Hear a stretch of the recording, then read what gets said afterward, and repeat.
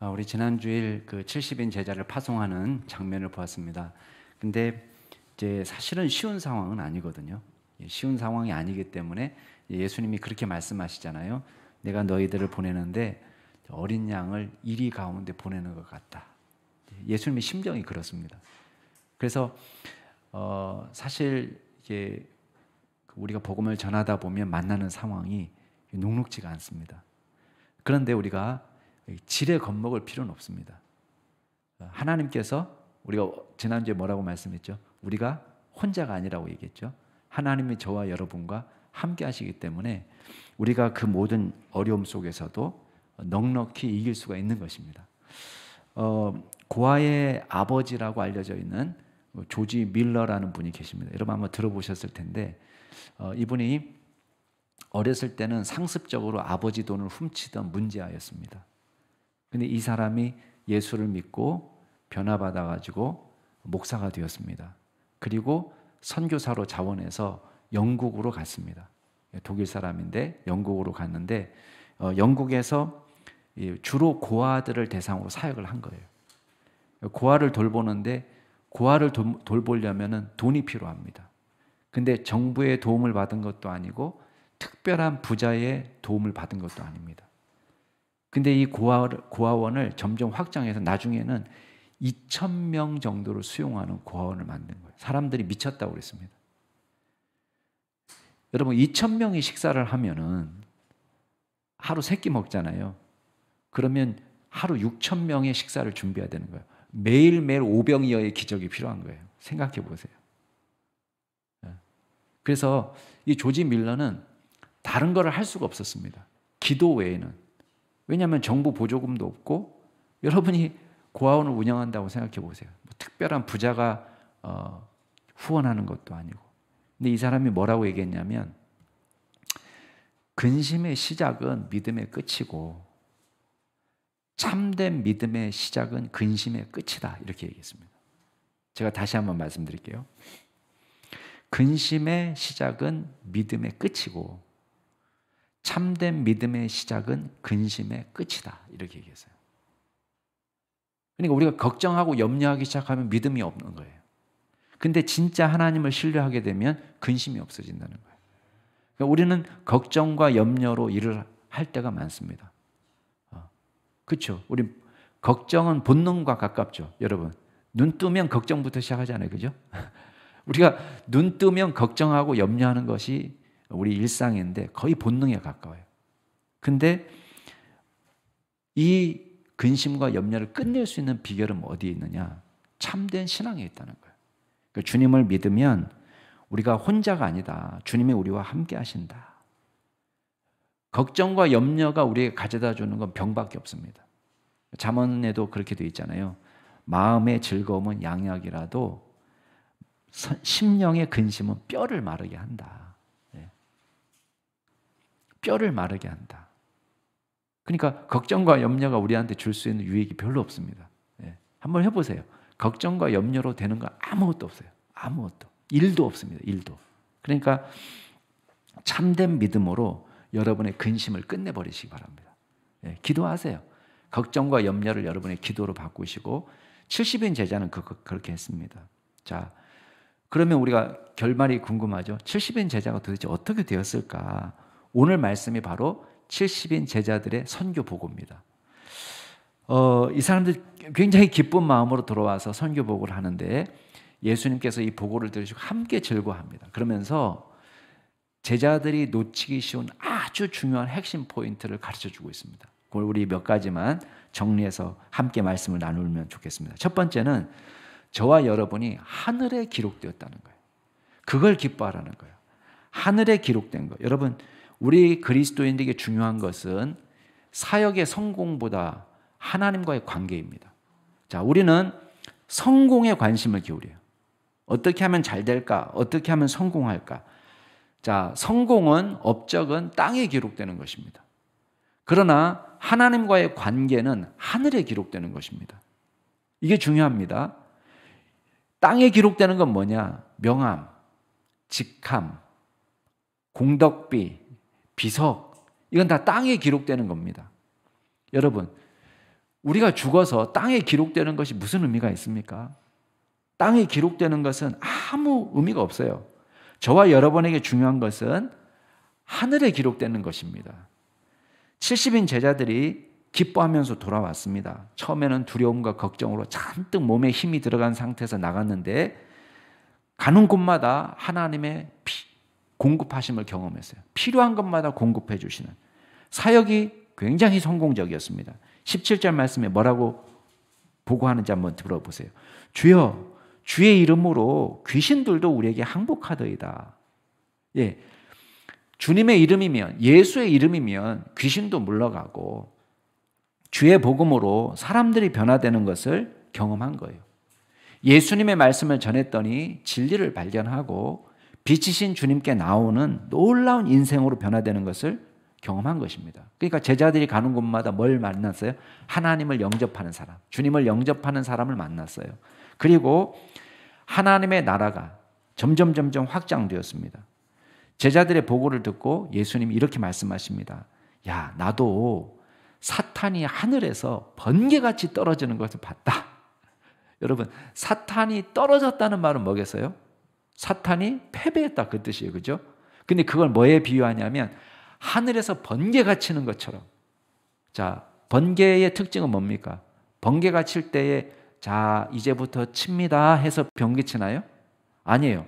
천둥은 계산할 수 있어요. 그죠? 번개가 번쩍 하면은 이제 몇 초 후에 천둥이 칠지를 우리가 알 수가 있습니다. 아, 좀 있으면 번개 천둥 치겠구나. 근데 번개는 번쩍 할 때는 우리가 예상치 못한 순간에 갑작스럽게, 그게 번개가 치는 방법입니다. 마찬가지로 지금 사탄 마귀가 패배하는데 정말 예상치 못한 패배, 갑작스러운 패배를 경험한 거예요. 잘 보세요. 복음 사역은 사탄 나라에 치명상을 입히는 거예요. 자, 마귀 나라에 치명상을 입힐 수 있는 가장 좋은 방법이 뭐냐? 복음을 전하는 거예요. 복음을 전하는 거예요. 예상치 못하는 패배가 일어납니다. 마귀를 물리치는 것은요, 다른 게 아닙니다. 마귀가 역사하지 못하도록 빛의 나라로, 하나님이 다스리는 나라로 점점 바꾸면 됩니다. 그러면 그 방법은 뭐겠어요? 이 사람이 지금 마귀의 종으로 살던 사람이 예수님을 만나서 예수님의 통치 방식으로 들어오는 것. 그게 마귀의 나라를 우리가 잠식해 들어가는 방법이에요. 그러니까 다른 방법이 없습니다. 치명상을 입히는 방법은 복음을 전해주는 거예요. 병을 고쳐준 것도요. 자, 병 고쳤다고 이 사람이 구원받는 건 아닙니다. 그렇죠? 예, 병을 고쳐줬다고 해서 이 사람이 하나님의 백성이 되는 건 아닙니다. 복음을 전해주면 이 사람이 자신의 옛 습관을 떠나서 또 옛 통치 영역, 어둠의 세력을 떠나서 하나님을 만나고 예수님을 만나서 하나님의 백성이 되면 하나님의 다스림에 들어오게 되는 것입니다. 이게 마귀의 나라에 치명상을 입히는 방법입니다. 사람들은 우상을, 새겨진 형상을 만들어서 우상을 숭배하는 것만 우상 숭배라고 생각합니다. 천만의 말씀이에요. 우리가 하나님을 알지 못하면요, 우리의 삶 전체가 하나님을 대적하는 삶이 되는 거예요. 하나님을 떠난 삶이 되는 것입니다. 우리의 모든 생각과 계획이 하나님과 관계없는 것이 되는 거예요. 그게 바로 죄입니다. 에베소서에 보면은 예수 믿기 이전의 삶을 이렇게 묘사하고 있습니다. 그때 너희는 그 가운데에 행하여서 이 세상 풍조를 따라서 살았다. 공중의 권세 잡은 자를 따라서 살았다. 이게 예수 믿기 전의 삶이에요. 우리가 생각할 때는 그냥 유행 따라서 산 거라고 생각했어요. 그냥 세상 사람들이 그냥 이게 좋다더라 그러면 나도 한번 해볼까 이렇게 생각했단 말이에요. 이게 죄라고 생각 안 했단 말이에요. 근데 성경에서 뭐라고 얘기하냐면 이 세상 풍조를 따라서 산 그것이 곧 뭐냐? 공중의 권세 잡은 자, 마귀의 마귀. 공중의 권세 잡은 자를 따라서 산 거다. 불순종의 아들들 가운데서 역사하는 영, 사탄 마귀. 전에는 우리가 다 그렇게 살았다는 거예요. 그래서 성경에 보면 육체의 욕심을 따라서, 야, 여기 육체는 이 살을 말하는 게 아니에요. 이 살을 말하는 게 아니라 여기서 육체는 죄악된 우리 죄성, 죄악된 본성을 뜻합니다. 그러니까 죄성을 따라서 우리의 육적인 삶, 예수님을 만나기 이전에 육적인 삶이 원하는, 그렇죠? 우리 예수님 믿기 전에 어떻게 하면 하나님을 잘 섬길까? 어떻게 하면 주님이 기뻐하실까? 이런 거 생각하나요? 아니에요. 이거하고 상관없는 삶을 살아요. 그러니까 우리가 육적인 삶을 살면서 살았습니다. 그러면서 우리는 그걸 죄라고 생각하지 못하는 거예요. 근데 여기서 해방되는 길이 있습니다. 그게 뭐냐? 예수님을 주인으로 모시는 삶이에요. 이게 죄에서 해방될 수 있는 유일한 비결입니다. 아니, 목사님, 질문이 있습니다. 아니, 내가 지금까지 자유롭게 살았는데 예수님을 주인으로 모시고 살면은 내가 주체적인 삶을 살지 못하는 거 아닙니까? 이렇게 질문할 수 있어요. 그죠? 아유, 좀 현대인이 주체적으로 살아야지 어떻게 예수님을 주인으로 모시고 수동적인 삶을 삽니까? 우리랑 맞지 않습니다. 여러분 잘 생각해 보세요. 예수 믿기 전에 우리는 주체적인 삶을 살았다고 착각해요. 근데 그렇지 않아요.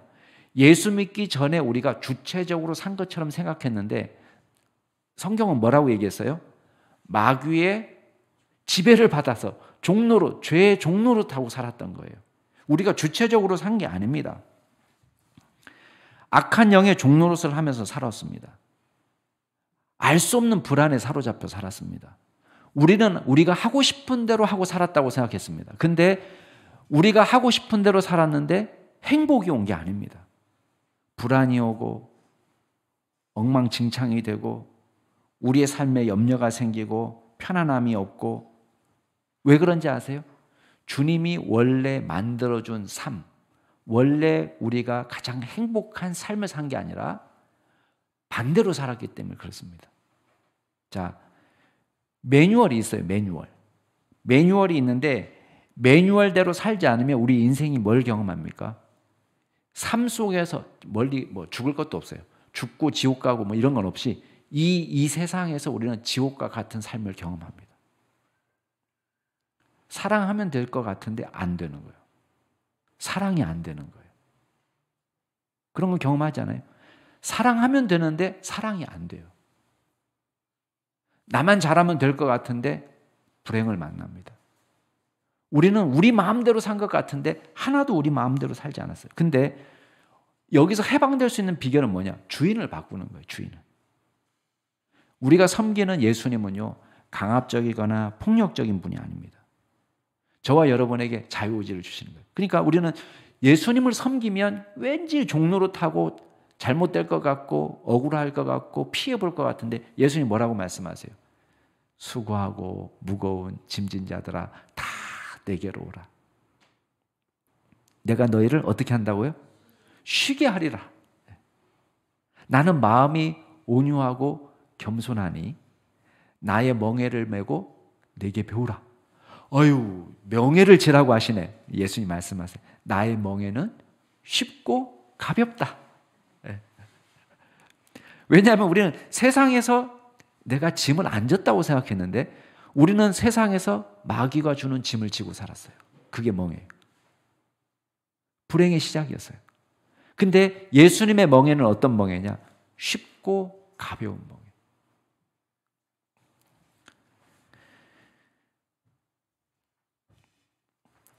예수님에게 가면 예수님은 우리에게 짐을 져주시는데 가벼운 짐, 쉬운 멍에 우리에게 주시는 거예요.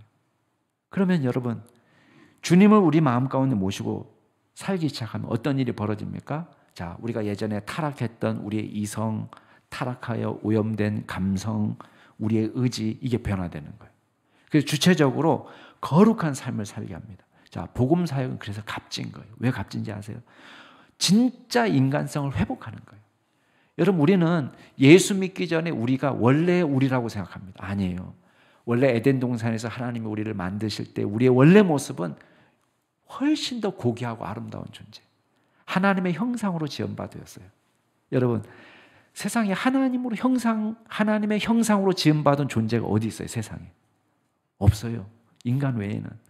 근데 이 인간이 마귀의 종로로 타기 시작하니까 이 하나님의 형상이 왜곡되기 시작하는 거예요.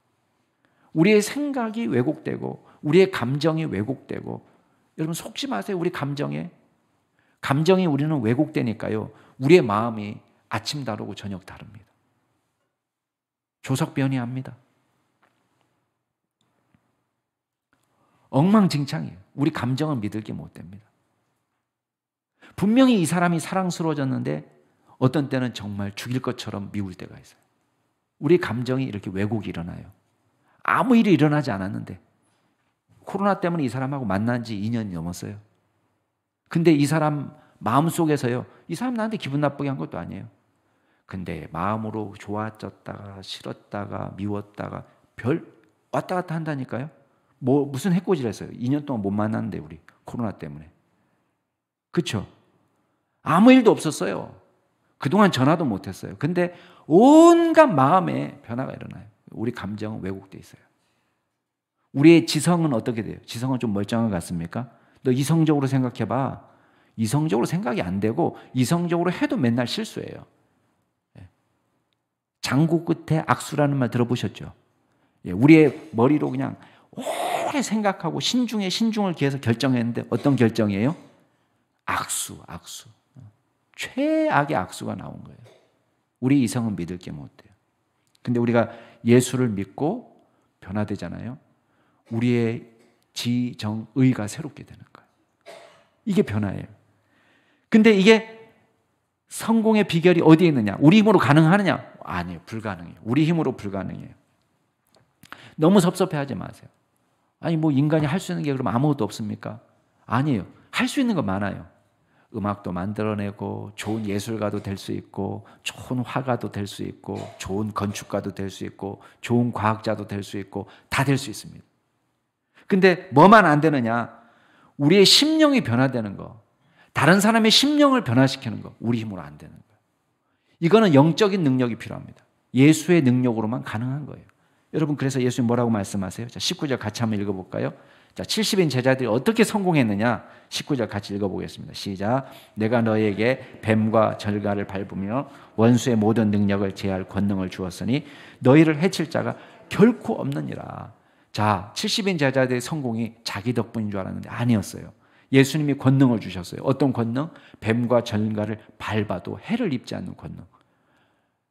그랬더니요, 어떤 사람은 요새 뱀 어디서 본다고, 이런 권능은 필요 없습니다. 뱀, 전갈, 우리나라에 전갈이 어디 있습니까?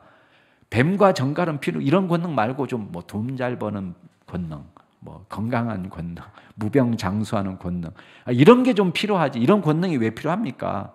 이건 좀 상징적인 의미예요. 단순히 뱀하고 전갈을 밟아도 괜찮다 이 말은 복음을 전하러 나갔을 때 우리가 만나는 여러 어려움들이 있잖아요. 그 어려움들이 우리를 해하지 못한다는 거예요. 그 다음에 원수의 모든 능력을 제어할 권능. 자, 원수는 여기서 누구겠어요?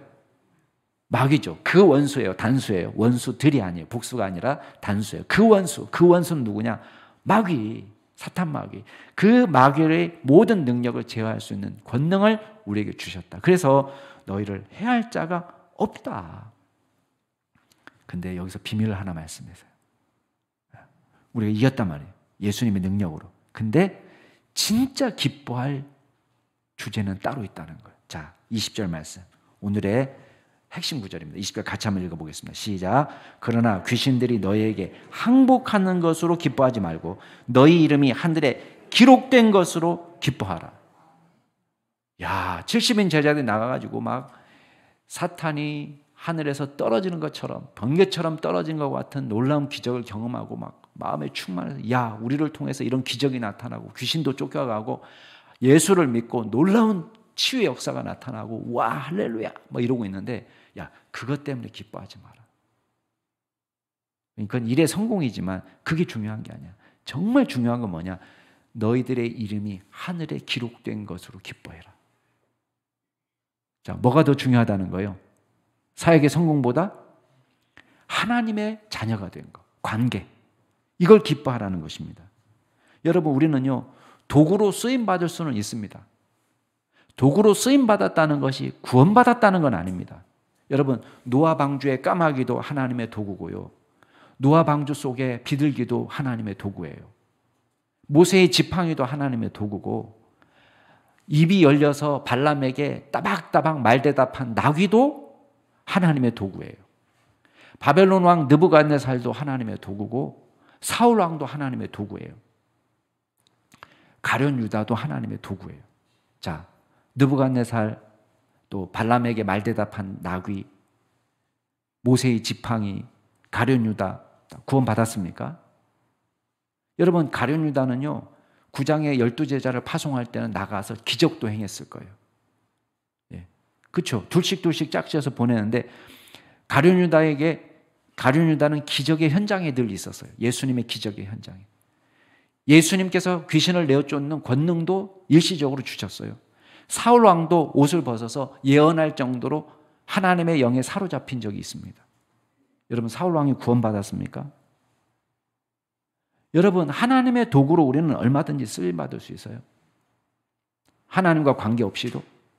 마태복음 7장에 보면 이런 사람이 나옵니다. 주여, 주여, 우리가 주의 이름으로 선지자 노릇하고 주의 이름으로 귀신도 쫓아내고 주의 이름으로 많은 권능을 행하지 아니했습니까? 자, 여기서 주의 이름은, 주는 누구의 이름이에요? 예수님의 이름이에요. 왜냐하면 마지막 날에 나더러 이렇게 얘기했거든요. 예수님이 나더러. 그러면 예수님 보고 주여 주여, 주의 이름으로, 예수의 이름으로 이랬다는 거예요. 예수의 이름으로 선지자가 됐다는 것은 목사로 살았다는 거예요. 목사로 설교도 하고, 목사로 귀신도 쫓고, 목사로 기적을 행하고, 목사도 치유도 하고. 근데 예수님의 대답은 뭐예요? 야, 불법을 행하는 자들아, 내게서 떠나가라. 난 너희를 알지 못한다. 자, 뭐가 문제가 생겼어요? 도구로 쓰임을 받았습니다. 근데 지금 어디서 문제가 생겼죠? 하나님과 아무런 관계없이 산 거예요. 왜 불법이라고 얘기할까요? 불법. 존재 자체가 불법. 하나님의 말씀과 어긋나는 삶을 살았다는 거예요. 눈으로 볼 때는 목사로 살았지만 혼자 있을 때는 하나님과 관계없는 삶을 살 수 있어요. 얼마든지. 예수의 이름으로 이 사람은 먹고 산 사람이에요. 기독교 서클 안에는 들어와 있었어요. 신학도 했습니다. 근데 경건을 뭘로 사용했어요? 이익의 도구로, 수단으로, 돈벌이로. 자신의 목적을 위해서, 자기 이름을 위해서. 여러분, 일은 영원하지 않습니다. 이 땅도 영원하지 않습니다.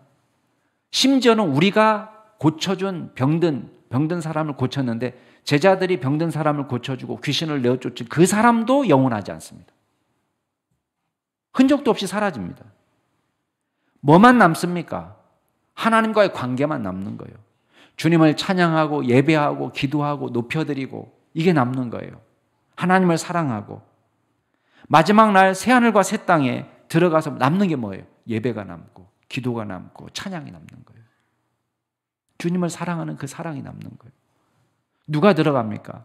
요한계시록 21장에 보니까요, 무엇이든지 속되거나 가증한 것이나 거짓말하는 사람은 결코 그리로 들어가지 못하되 오직 어린 양의 생명책에 기록된 자들만이 들어간다. 누가 기록되는 거예요? 하나님을 믿고 주님과 관계를 맺은 사람이 기록되는 거예요. 여러분, 저와 여러분은 하늘에 기록된 사람이에요. 그걸 기뻐하세요. 우리를 통해서 뭐가 일어나야 된다, 이거보다도 더 중요한 건 뭐냐? 주님의 나라에 기록된 것을 기뻐하고 즐거워하시기 바랍니다. 우리 옆에 분에 얘기해 주세요. 우리 집사님은 하늘에 기록되었습니다. 얘기해 주세요. 네. 네. 내가 기록됐나? 이거 의심하면 안 돼요. 네. 의심하면 안 돼요. 내가 기록됐나? 여러분, 어떻게 기록돼요? 두 번째 우리가 기억할 게 있어요. 자, 그럼 어떻게 기록되는 거예요? 하늘에는. 여러분, 우리는요, 은혜로 기록된 거예요. 우리가 하늘 문을 연 게 아니에요. 그렇죠? 천국문 손잡이가 어디 있는지 여러분 아세요? 어떻게 아세요? 천국문 손잡이 어디? 손잡이를 열어야 들어갈 거 아니에요. 천국문 손잡이가 어디 있어요? 우린 몰라요. 근데 문이 열렸다는 거예요. 우리한테. 이게 은혜예요. 저와 여러분을 하나님 나라로 인도해 주셨다는 거예요. 그러니까 우리가 천국을 찾아가는 게 아닙니다. 하나님께서 우리에게 열어주신 거예요. 이게 선물이에요. 선물로 받은 거예요. 21절에 보세요. 예수님이 기뻐하셨다는데요. 우리말로 기뻐하다는 말은 너무 약해요. 왜냐하면 이 단어가 그냥 우리가 기뻐하다는 그리스어 단어가 있는데 이 단어는 조금 더 특별한 단어예요. 뭐 이런 말 하면 죄송하지만 막 기뻐 날뛰는 게 이 단어예요. 환희에 차서, 좀 고상하게 얘기하면 환희에 차서 그냥 기뻐서 어쩔 줄 모르는 거예요. 그런 정도의 기쁨이에요. 예수님이 너무 기뻐하셨다는 거예요. 뭘 기뻐하셨냐?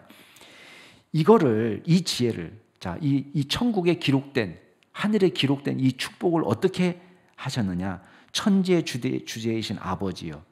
같이 한번 읽어볼까요? 21절 같이 시작. 그때 예수께서 성령으로 기뻐하시며 이르시되 천지의 주제이신 아버지여, 이것을 지혜롭고 슬기 있는 자들에게는 숨기시고 어린아이들에게는 나타나심을 기뻐하나이다. 옳소이다. 이렇게 된 것이 아버지의 뜻이니이다. 지금 당장 누가 기록된 거예요? 70인 제자들의 이름이 기록되었고요. 그들의 전도를 받은 사람들이 하늘에 기록되었어요. 근데 이 사람들을 예수님은 누구로 표현하냐면 어린 아이들이라고 표현했어요. 세상에 똑똑하고 지혜롭다는 지혜자, 권세자들에게는 이걸 숨겨주시고 오히려 이 어린 아이들에게는 나타나심을 감사합니다. 이게 복이에요. 여러분, 만약에 천국이 소위 IQ가 높은 사람, 고차방정식 잘 풀어야지 들어간다 그러면 여기서 몇 사람만 들어가겠어요? 우리는 절망할 거예요. 그렇지 않아도 머리 나빠가지고 평생 고생했는데 아니 천국도 못 들어가냐. 정말 억울할 거예요. 만약에 돈 많은 사람만 그래 너 헌금 많이 했으니까 너 천국 간다. 그러면 정말 드릴 것이 없는 사람은 얼마나 힘들겠어요. 억울할 거예요. 건강한 사람만 천국에 들어가고 얼굴 예쁜 사람만 들어간다. 그러면 정말 평생 이것 때문에 억울해서 내가 정말 속상했는데 내가 건강하지도 못하고 얼굴도 그렇다고 뭐 반반하지도 못하고 이것 때문에 내가 참 여러 가지로 고생을 많이 하고 내가 얼굴이 이렇게만 안 생겼어도 내가 이런 남자 안 만났을 텐데 뭐 이렇게 생각했던 사람들이 천국까지도 소외된다 그러면 얼마나 억울하겠어요. 근데요 여러분, 예수님 당시 지혜롭고 슬기 있는 사람 너무너무 많았습니다. 그렇지만 그 슬기롭고 자 오해하지 마세요. 그러면 스스로 생각할 때 난 IQ가 높은데 그러면 천국에 못 들어가는 건가? 그런 걱정, 쓸데없는 걱정하시는 분들이 그런 분들이 계시는데 일부러 소외시킨 건 아니에요. 예수님 일부러 넌 IQ가 높기 때문에 안 된다. 전 하나님 나라에 가고 싶습니다. 넌 안 된다. 이렇게 하시는 게 아니에요. 이 정체성 보호인지라는 게 있습니다. 정체성 보호인지. Identity Protective Cognition. 정체성 보호인지라는 게 있어요. 이게 뭐냐면 스스로 똑똑하다고 좀 소위 똑똑한 사람들은 어떤 일이 있냐면 내 정체성과 내가 믿는 어떤 핵심 가치에 반대되는 신념이 탁 나오잖아요. 그러면 자기도 모르게 이걸 방어 기제가 작동하는 거예요. 밀어내는 거예요. 데이터로 판단하지 않아요. 객관적인 데이터가 있잖아요. 예수님이 어떤 기적을 행하시고 예수님이 무슨 말씀하셨는데 이게 성경에 맞는 것이고 이런 데이터 갖고 판단하는 것이 아니라 내가 평소에 생각하던 어떤 신념과 틀리기 때문에 신념과 다르기 때문에 이걸 그냥 밀어내는 거예요. 이게 정체성 보호인지예요. 그러면 객관적인 데이터를 다 어떻게 하냐면 이 사람들이 소위 저도 이제 수학을 전공해서 좀 조심해야 된다고 생각하는데 수학을 잘하는 사람일수록 똑똑한 사람일수록 확증 편향성이 강해요.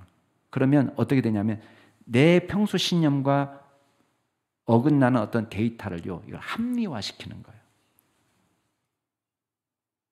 그러니까 그 당시에 소위 똑똑하고 지혜롭다는 사람들이요 예수님이 나타난 예수님 밀어내는 거예요. 믿지 못하는 거예요.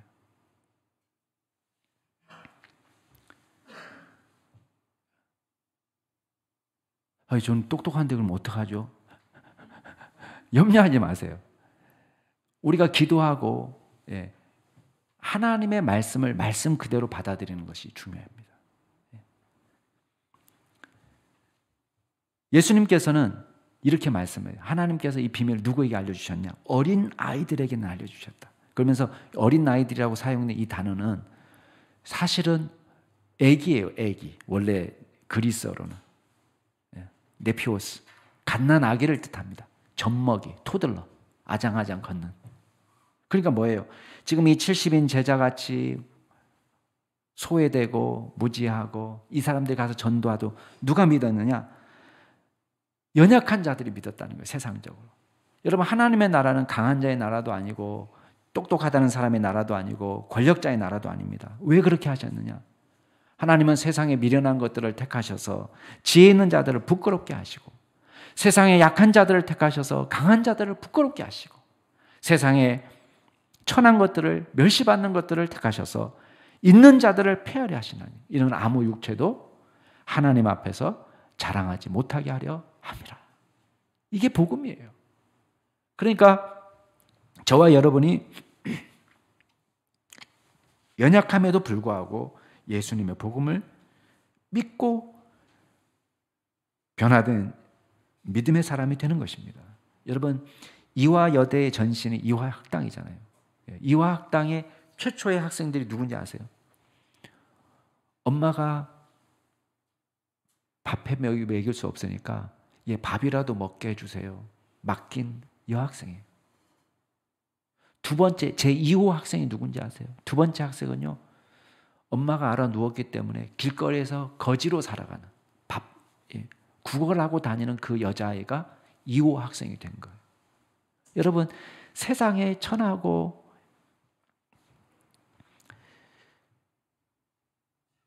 밥조차 먹을 수 없는 거지 같은 사람을 하나님께서 부르셔서 복음으로 변화시키고 이 사회의 지도자로 세워주신 것입니다.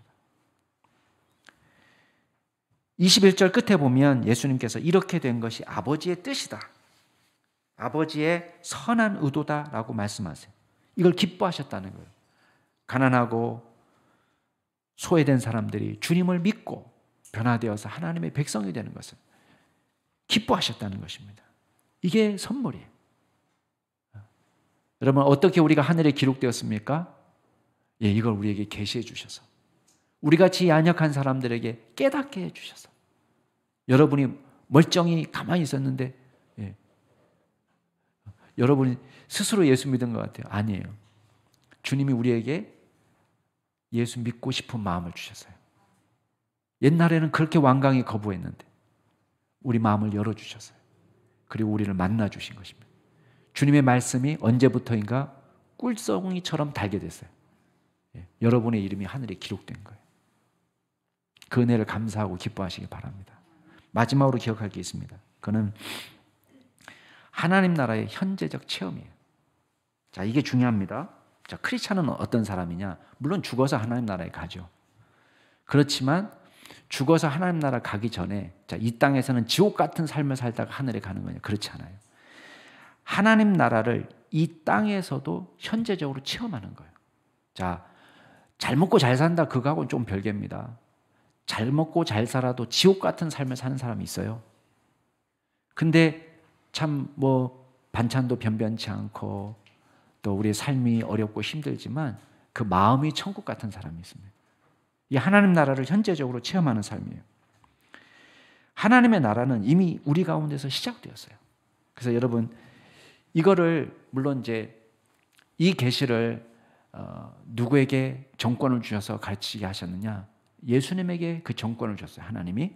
자, 10장 22절 한번 보세요. 거기 보면은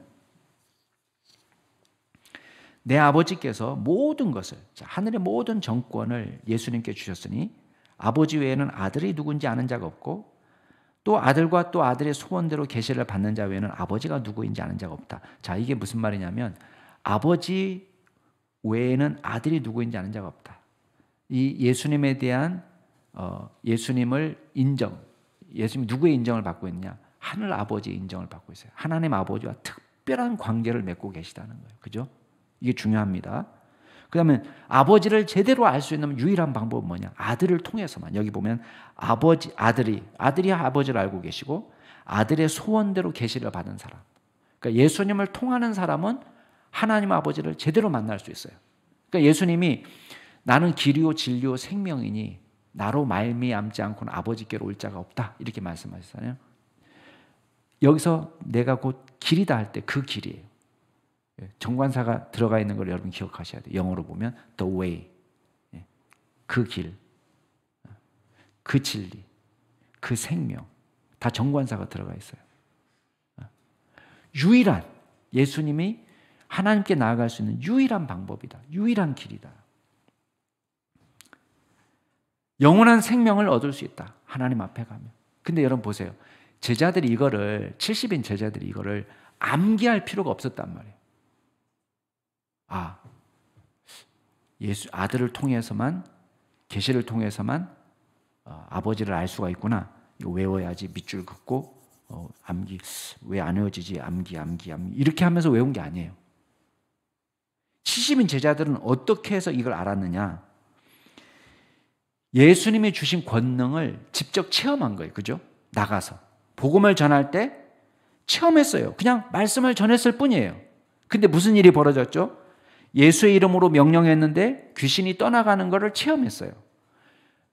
아픈데 기도했는데 병이 낫는 것을 경험했어요. 또 어둠 속에 살던 사람들이 예수님의 복음을 전했더니 말씀으로 변화되어서 새로운 삶을 사는 것을 경험했어요. 이 사람이 옛날에는 그런 사람이 아니었는데 완전히 말하는 것도 달라지고 생각하는 것도 달라지고 계획하고 행동하는 것이 달라졌어요. 이걸 어떻게 알았어요? 외워서 암기해서 아는 것이 아니라 복음이 증거되었더니 하나님의 나라가 현재 이 사람 가운데서 나타나고 있구나. 이거를 경험했어요. 이게 하나님 나라의 현재적 체험이에요. 자, 그러면서 진짜 복이 뭐냐? 자, 23절 같이 한번 읽어볼게요. 23절 시작. 제자들을 돌아보시며 조용히 이르시되 너희가 보는 것을 보는 눈은 복이 있도다. 24절 내가 너에게 말하노니 많은 선지자와 임금이 너희가 보는 바를 보고자 하였으되 보지 못하였으며 너희가 듣는 바를 듣고자 하였으되 듣지 못하였느니라. 과거 예수님이 오시기 전에 많은 선지자들과 또 임금들, 많은 권력자들이 메시아의 때를 보기를 원했단 말이에요. 근데 지금 그걸 보지 못하고 이 사람들은 죽었어요. 근데 지금 제자들에게 주어진 축복은 뭐예요? 메시아가 온 이후를 살고 있는 거예요. 그러면서 메시아가 와서 나타나는 역사, 회복의 역사, 변화의 역사를 지금 체험하는 것입니다.